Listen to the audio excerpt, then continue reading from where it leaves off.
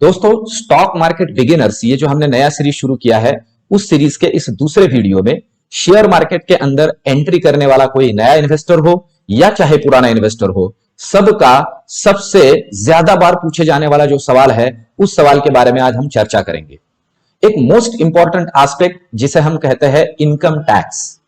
दोस्तों, share market में trading करने वाला हर एक बंदा ये सवाल पूछता है कि मुझे कितना इनकम टैक्स पे करना पड़ेगा, मेरी कितनी टैक्स लायबिलिटी बनेगी। तो दोस्तों, आज के इस वीडियो में हम डिटेल में चर्चा करेंगे कि शेयर मार्केट में अगर आप इंट्राडे ट्रेडिंग करते हो, फ्यूचर एंड ऑप्शन में ट्रेडिंग करते हो, डिलीवरी में ट्रेडिंग करते हो, तो आपका टैक्स लायबिलिटी कैसे डिसाइड होता है। दोस्तों, आज के इस वीडियो में हम डायरेक्ट टैक्स के बारे में ही चर्चा करेंगे। शेयर मार्केट के अंदर इनडायरेक्ट टैक्स भी होता है, जो कि आपके कॉन्ट्रैक्ट नोट के अंदर आपको देखने के लिए मिलता है जब आप कोई ट्रेड करते हो, जिसके अंदर जीएसटी वगैरह भी होता है। उसके बारे में मैं आपके लिए अलग से वीडियो लेके आऊंगा। आज हम चर्चा करेंगे डायरेक्ट टैक्स के बारे में।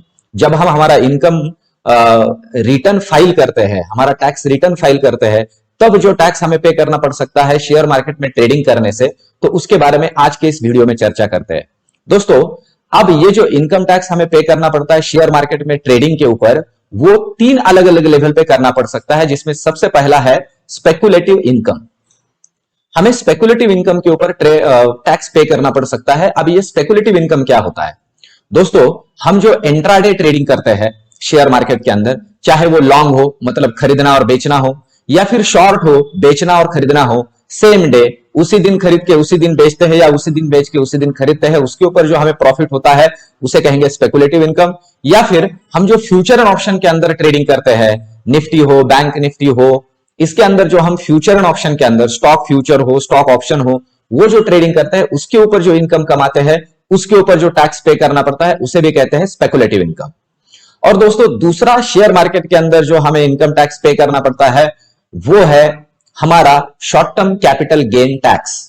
हम जो short term capital gain market से कमाते हैं, वो दोस्तों, शॉर्ट टर्म कैपिटल गेन का मतलब होता है 1 साल के अंदर अंदर, 12 महीने के अंदर अंदर हम जो डिलीवरी ट्रेडिंग करते हैं शेयर मार्केट में, उससे हम जो इनकम या रिटर्न जनरेट करते हैं, उसके ऊपर जो हमें टैक्स पे करना है, वो है short term capital gain tax. और दूसरा और सबसे आखिरी आता है long term capital gain tax.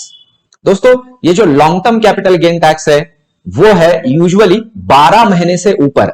मतलब मैंने कोई शेयर खरीदा और 1 साल से ज्यादा पीरियड के लिए मैंने उसे होल्ड किया और फिर बेचा, और तो फिर उसके ऊपर जो मुझे इनकम मिलेगा, उस पे जो मुझे टैक्स पे करना है, वो long term capital gain tax इस हेड के अंदर मुझे पे करना है। अब हम डिटेल में इसे समझते हैं कि ये किस तरह से हमें पे करना पड़ता है या हमारी लायबिलिटी कैसे बनती है। सबसे पहले समझते हैं दोस्तों स्पेकुलेटिव इनकम के बारे में। अब देखिए, प्रॉफिट जो मुझे इंट्राडे या फ्यूचर ऑप्शन के ट्रेडिंग से मिलता है, वो स्पेकुलेटिव इनकम है। अब इसे मुझे किस तरह से पे करना है, इसे हम थोड़ा समझ लेते हैं। देखिए, हम जो ये रिटर्न जनरेट कर रहे हैं या प्रॉफिट कमा रहे हैं इंट्राडे या फ्यूचर एंड ऑप्शन से, उसे मुझे जो मेरा रेगुलर रिटर्न मैं फाइल करता हूं, रेगुलर रिटर्न जो फाइल करता हूं, उसी रिटर्न के अंदर इसे जोड़ना है। मुझे इसके लिए अलग से कोई रिटर्न फाइल करने की जरूरत नहीं है। जो मेरा रेगुलर रिटर्न मैं दे रहा हूं हर साल, वो कुछ भी हो, बिजनेस प्रोफेशन हो, सैलरी हो, हाउस प्रॉपर्टी हो, business from profession and gain profession हो, वो जो भी है उसके अंदर मुझे इसे ऐड करना है। ठीक है, तो सिंपल सी बात है, जो मेरा इनकम मैं नॉर्मली कमाऊंगा और जो इनकम टैक्स मैं रिटर्न फाइल कर रहा हूं, उसी के अंदर इसे जोड़ना है, इनकम फ्रॉम बिजनेस इस हेड में। और ये मुझे कैसे पे करना है? दोस्तों देखिए, एग्जांपल के लिए हम कंसीडर कर लेते हैं कि मैंने शेयर मार्केट के इंट्राडे या फ्यूचर एंड ऑप्शन के ट्रेडिंग से 1 लाख रुपए का इनकम जनरेट किया है। अब ऐसे कंसीडर कर लेते हैं कि मिस्टर ए है, जिन्होंने 1 लाख रुपए का इनकम जनरेट किया है, और उनका जो ओवरऑल इनकम है वो है 5 लाख का। इसका मतलब जो 2.5 लाख से 5 लाख का रेगुलर इंडिविजुअल के लिए स्लैब है, उस स्लैब के अंदर ये बैठेगा। तो 2.5 लाख से 5 लाख के बीच में इनकम है, तो 5% का हमें टैक्स पे करना पड़ता है। तो उसी के अंदर इसे जोड़ा जाएगा और यहां इनकम टैक्स पे करना पड़ेगा 5,000 रुपए। दोस्तों, इनकम फ्रॉम बिजनेस इस हेड में 5,000 रुपए का इनकम टैक्स यहां भरना पड़ेगा, क्योंकि जो नॉर्मल इनकम टैक्स का स्लैब है वही इसे एप्लीकेबल होगा।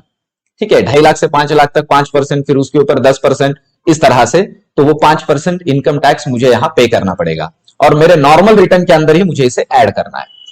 अब समझते हैं स्पेकुलेटिव लॉस के बारे में दोस्तों। अब अगर मुझे लॉस हो गया तो मैं जो इंट्राडे ट्रेडिंग कर रहा हूं या फ्यूचर ऑप्शन में ट्रेडिंग कर रहा हूं, अगर मुझे लॉस हो जाता है तो उसका क्या करेंगे दोस्तों? इस लॉस को मैं सेट ऑफ कर सकता हूं। अब सेट ऑफ का मतलब यह होता है कि सपोज समझ लीजिए कि इस साल मुझे लॉस हुआ है, एग्जाम्पल के लिए कंसिडर कर लेते हैं, मुझे इस साल के लिए लॉस हुआ है 50,000 रुपए का, ठीक है, और अगले साल मुझे प्रॉफिट हुआ 30,000 का। तो ये जो 50,000 का लॉस है, ये 30,000 के इस गेन से मैं सेट ऑफ कर सकता हूं। और दोस्तों इस तरह से ये जो मेरा लॉस है, ये मैं अगले 4 साल के लिए कैरी फॉरवर्ड कर सकता हूं, अगले 4 साल के लिए इसे कैरी फॉरवर्ड कर सकता हूं। पर ये स्पेकुलेटिव लॉस मैं स्पेकुलेटिव गेन से ही सेट ऑफ कर सकता हूं, बाकी दूसरे किसी इनकम से इसे मैं सेट ऑफ नहीं कर सकता हूं। स्पेकुलेटिव गेन से ही इसे सेट ऑफ किया जा सकता है और 4 साल के लिए ये लॉस आगे कैरी फॉरवर्ड होगा, ठीक है। अब ये हुआ स्पेकुलेटिव लॉस। चलते हैं हम नेक्स्ट एस्पेक्ट की तरफ, और वो है शॉर्ट टर्म कैपिटल गेन। दोस्तों शॉर्ट टर्म कैपिटल गेन का मतलब होता है, जैसे मैंने आपसे कहा, 12 महीने के अंदर अंदर हम जो शेयर मार्केट में डिलीवरी ट्रेडिंग करते हैं उसके ऊपर लगने वाला टैक्स। अब ये कितना लगाया जाता है दोस्तों? ये लगाया जाता है 15%। 15% टैक्स हमें पे करना पड़ता है अगर हम एक साल के अंदर अंदर शेयर्स को खरीद के बेचते हैं। अब सपोज कंसिडर कर लीजिए मैंने 1 लाख रुपए अर्न किए, ये जो मेरा डिलीवरी ट्रेडिंग में कर रहा था 12 महीने के अंदर अंदर, तो उसके ऊपर 15% टैक्स लगेगा, मतलब 15,000 रुपए का मेरा टैक्स लायबिलिटी बनेगा। और ये सीधा सीधा शॉर्ट टर्म कैपिटल गेन इस हेड के अंदर जाएगा। अब दोस्तों अगर मुझे शॉर्ट टर्म कैपिटल लॉस हो जाता है तो दोस्तों short term capital loss same 12 महीने के अंदर अंदर ट्रेडिंग में मुझे लॉस हुआ है, तो इस लॉस को मैं सेट ऑफ कर सकता हूं। दोस्तों short term capital gain, short term capital loss को मैं सेट ऑफ कर सकता हूं शॉर्ट टर्म कैपिटल गेन से या लॉन्ग टर्म कैपिटल गेन से भी। और दोस्तों इसे कैरी फॉरवर्ड किया जा सकता है अगले 8 साल तक, इसे कैरी फॉरवर्ड किया जा सकता है अगले 8 साल तक।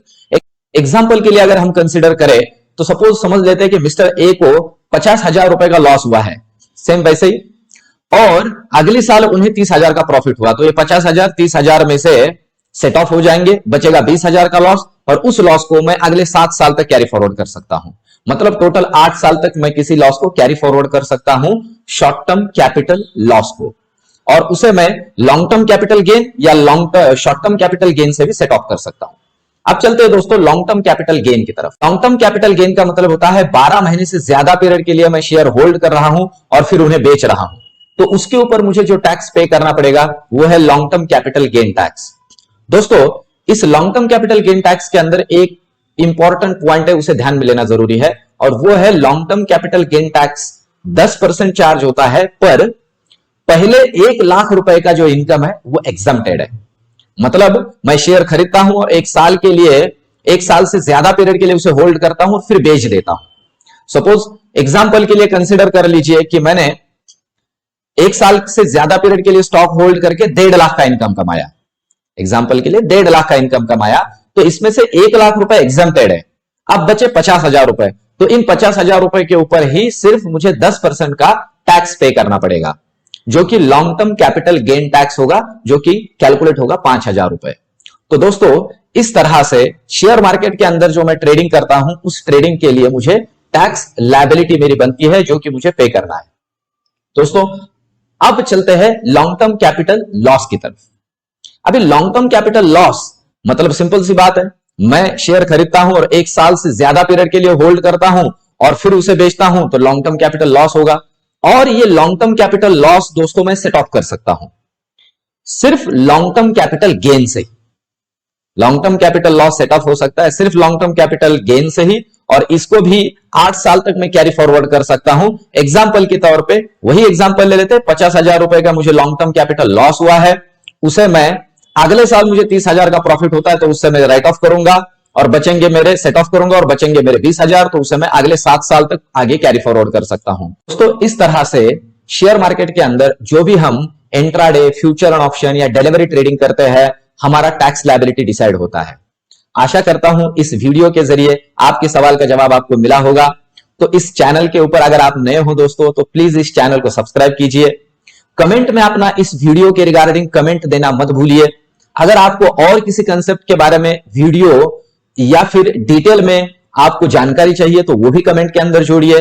इस चैनल को सब्सक्राइब कीजिए, इस वीडियो को लाइक कीजिए और आपके दोस्तों और परिजनों के साथ इसे शेयर भी कीजिए।